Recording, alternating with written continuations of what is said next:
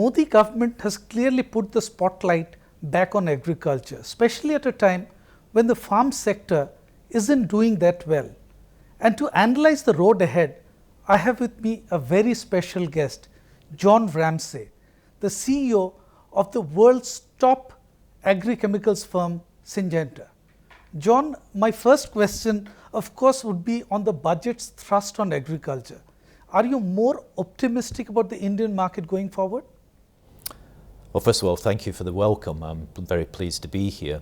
Yes, I am very enthusiastic and very encouraged by the statements made in the budget. I think there's clear recognition of the importance of agriculture, but more importantly, clear recognition of what needs to happen to enable us to provide the level of support to smallholder farming in India to encourage them to actually produce more. John, which are the big policy drivers you think the government should focus on to get agriculture back on track? Well, there's always going to be weather cycles, and there's not an awful lot we can do about that. But I think as a smallholder farmer, what you do need is the security. So things like crop insurance are important, the confidence that you'll have the ability to get a good price for your crop.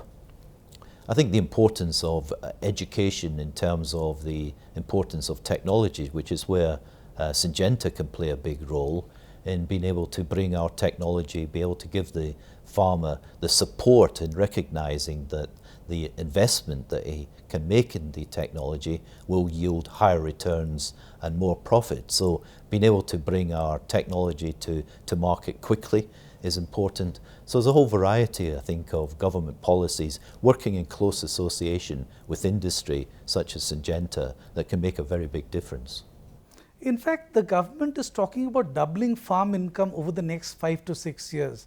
Do you think it's just an intent, or whether the government can realize that over the next few years? Well, I don't have the statistics at hand and to be able to directly relate the policies that they intend to put in place opposite the policies that will be put in place. What I can say is this: there is enormous potential in Indian agriculture. Indian agriculture can produce a lot more. It can produce an awful lot more in a very sustainable way. The most important thing is to have the right policies, and I think a government that is showing this degree of aspiration and is able to work with industry can take agriculture in India a very long way. In fact, there's almost a vertical divide when it comes to GM seeds in India. I mean, do you think shifting focus to GM would take India closer to the targets that we have set for ourselves? I don't think we should get carried away with any one technology. I think the GM is just a technology in a portfolio of technologies, and if we get too hung up on that, I think we're liable to get disappointed. I think what is important to actually understand that a farmer, when he's challenged by pests, when he's challenged by different growing conditions, that he needs an array of technology to be able to deal with his problems. He needs to understand how he uses that technology, and he needs all the things like the support in terms of insurance and offtake and just general education. All of these things I think are much more important than isolating one single technology like GM as being any particular solution. We just discussed a while back about ushering in the next green revolution. I mean, what are the preconditions for that? Well, it's everything that we've been talking about. I think in a very progressive government policy and being able to support agriculture in terms of being able to provide the support to rural communities, the confidence to the grower to be able to invest, the education to know that investment will give him the return, and importantly, not to lose sight of this point, is government working with industry in being able to really understand that it's a variety of different solutions that will provide the overall solution. The ability to have companies like Syngenta to be able to bring its technologies, new technologies which are available in other markets around the world, to bring them to India quickly to get them into the hands of the Indian grower. But when it comes to government working closely with the industry, you see that happening right now? I mean, is there any change after the new government came to power in India? Yes, we're having a very constructive dialogue with both national and regional government in India, and we believe that we can go a long way by continuing that dialogue and to take advantage of a national government that's keen to actually really make a significant difference to Indian agriculture.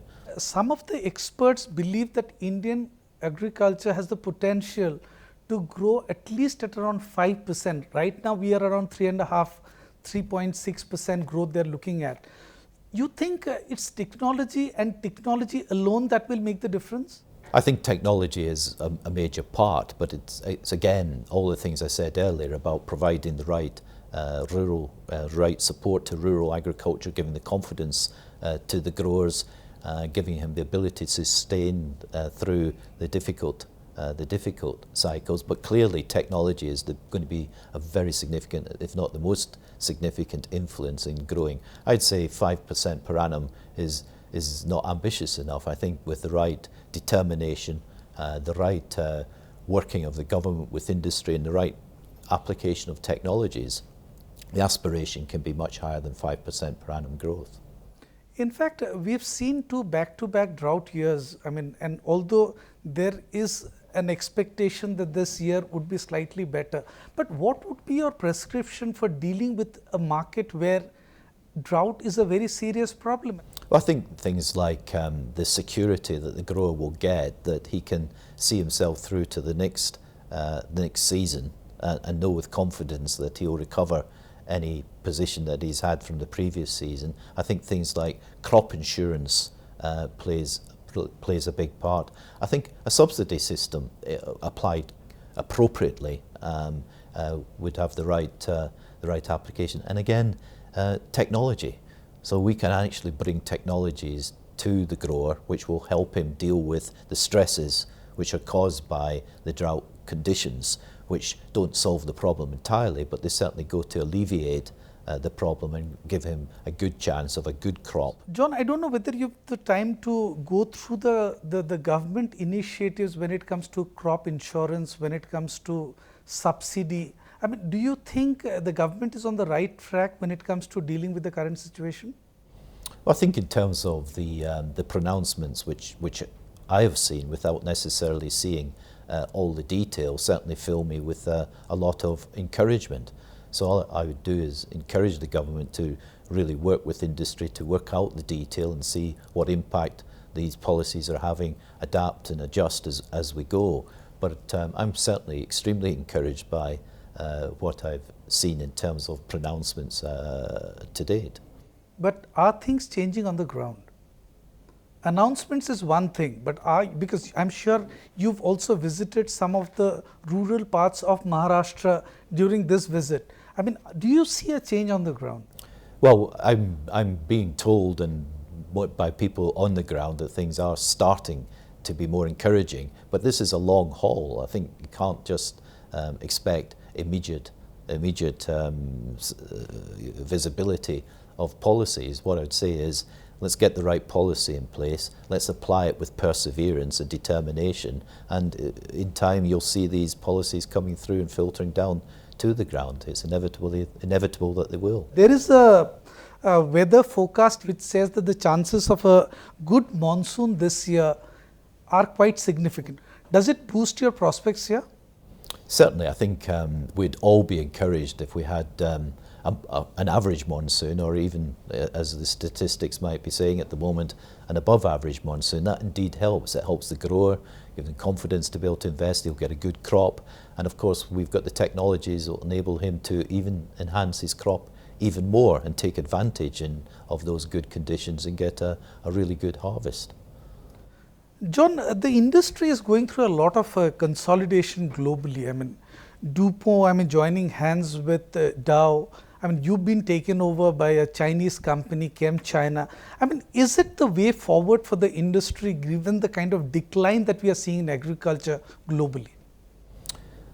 Well, I think what's happening is that you've got Western global shareholders in the sort of Western style in terms of their investment return expectations not being satisfied by the industry that has these cycles. So what's happened here is that we've felt the need for some form of alleviation for those shareholders. Now, there's two ways you can deal with that. One is you can change your shareholder, or you can consolidate and provide synergies and job losses to provide more headroom for the R&D investment that we have to make. So we should look upon ChemChina not as a takeover as such in the traditional use of that word. We should look at it as a new shareholder that actually does understand this industry has cycles, but does understand the long term is intact and the long-term potential, but fundamentally understands what Syngenta has always said is we need to continue to invest in R&D. The winners in our industry will be those who invest in new technologies and bring those to the farmer. And we've got a shareholder now who fully recognizes that point. But going forward, you see the M&A wave continuing, because Monsanto was clearly looking for a buyout or a merger, and they made it very clear that they are looking for a merger to consolidate their position. I mean, you see M&A driving the business in the coming years as well? I wouldn't like to speak for Monsanto or any other company, but I do think that there's still the potential for some further M&A in the industry, given that a number of big companies were talking about M&A, and it's been restricted to Dow and DuPont for the time being. So that would lend one to think that there could well be more, but I wouldn't like to speculate on what's in the strategy of other companies.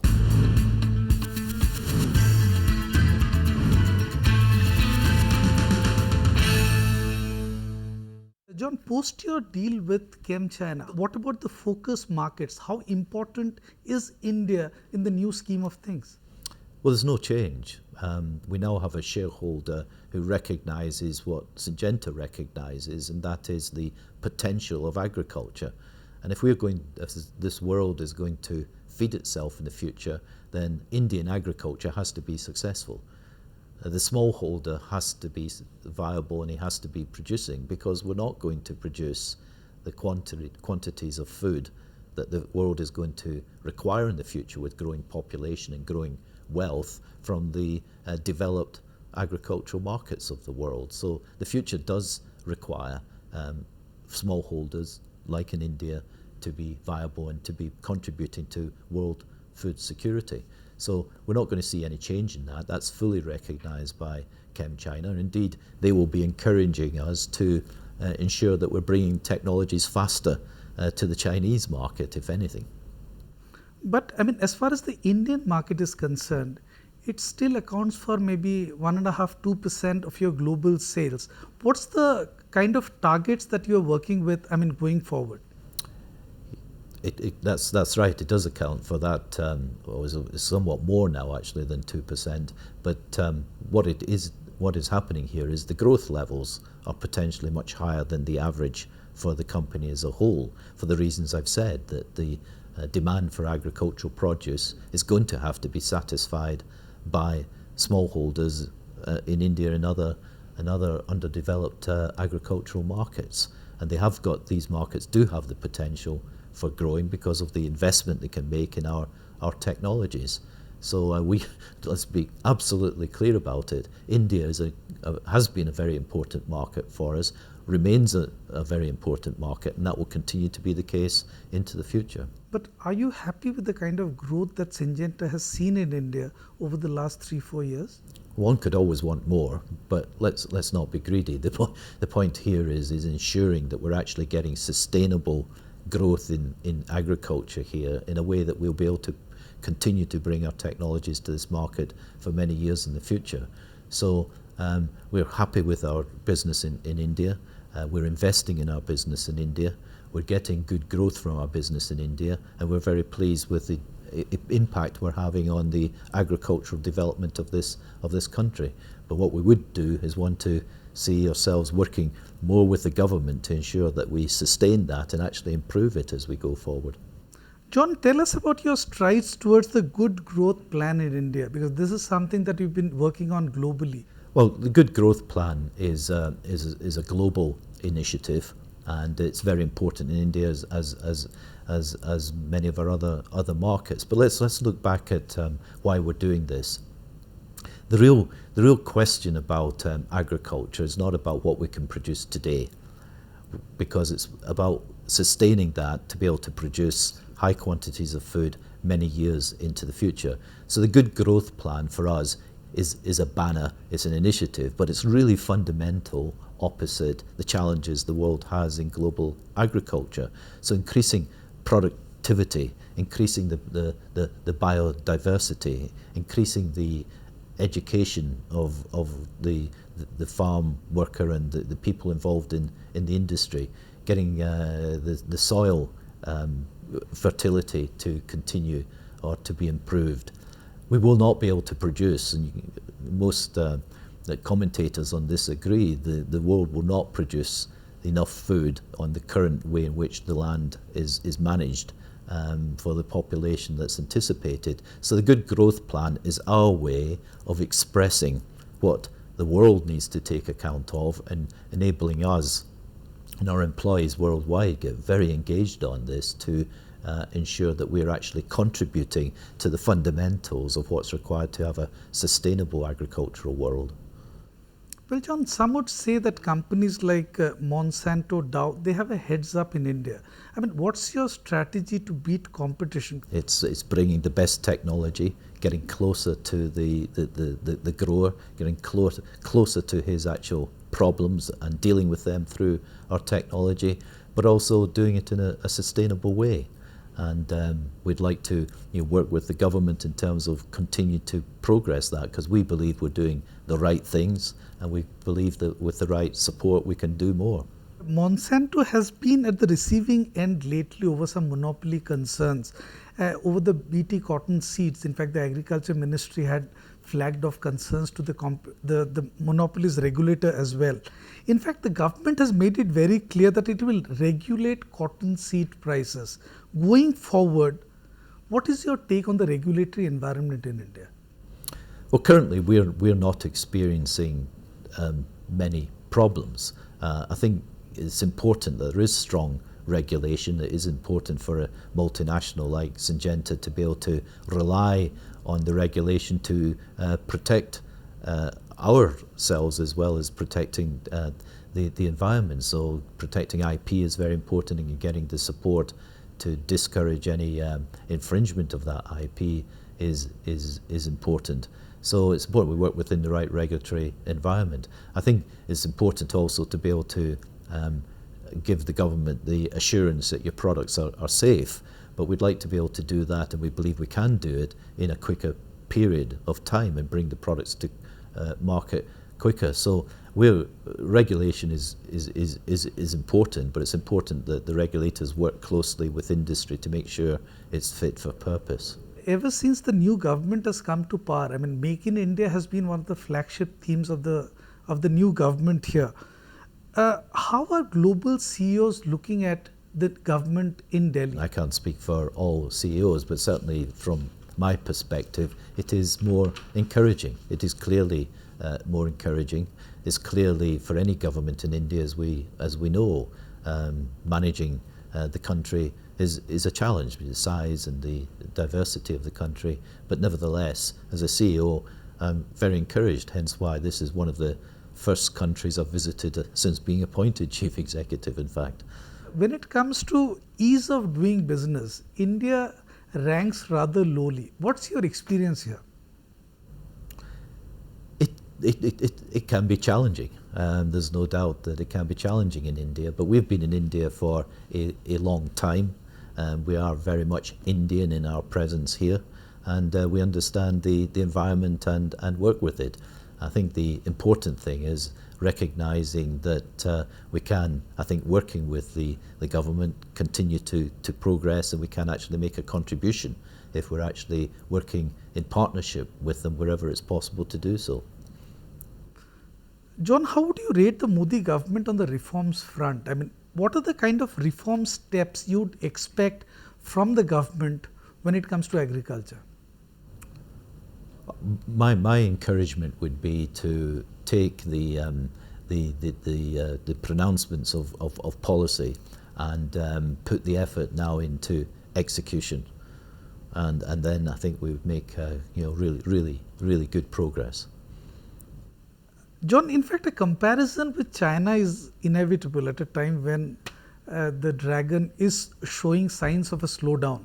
I mean, do you play the India game differently now, because India is seen as the lone bright spot in a rather gloomy world economy? I don't think so. We've always seen India as a major growth market for us, and we've continued to invest here. And clearly, if we can get facilitation through policies, then clearly it's going to be an opportunity for us to continue to invest and potentially invest more. That's the way business works. But under any circumstances, India continues to be a very important market for us, and we're very committed to it. We don't see it in any way as a contrast or a trade-off with China. We'll look at each of those markets on their individual merits opposite our technology and what we think we can do there for the growers in each of those markets. But when it comes to a partnership with a Chinese company, do you see it as a bit of a deterrent when it comes to doing business in India? In terms of Syngenta, I think we shouldn't look at Syngenta as a Chinese company. No, I mean the partnership that you've had with ChemChina. That's what I'm referring to. Well, the partnership with ChemChina will be perhaps facilitated by the shareholding, but essentially that's really going to only have application in China fundamentally. And coming to my last question, John, I mean, the Vodafone tax case has had an adverse impact when it comes to the foreign investor sentiment. Going forward, you expect the tax regime to be more predictable, more stable? Our experience since the new government has taken over, that we are having a much more constructive dialogue with the tax authorities than was the case previously. So there's no doubt, and you asked me about seeing things on the ground, I can confirm that having a more constructive dialogue with the tax authorities is something that we have seen on the ground since the change of government. And this is something which will convey the right signals to foreign investors, because I mean even now, I mean, not that people are quite circumspect about India's tax policies. I think because of the history, and these cases have a very high level of visibility around the world, of course, so people are going to be affected by what they read in the newspapers. All I can confirm is that since the change of government, we are having a very constructive dialogue with the tax authorities, and it is critically important that business, local and international business, have security of tax policy.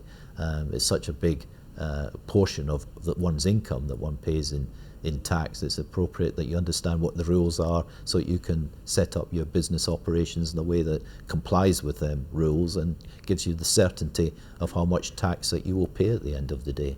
On that note, John, thank you very much. Thanks a lot for speaking to ET Now. Oh, thank you for having me. I appreciate it. Thank you.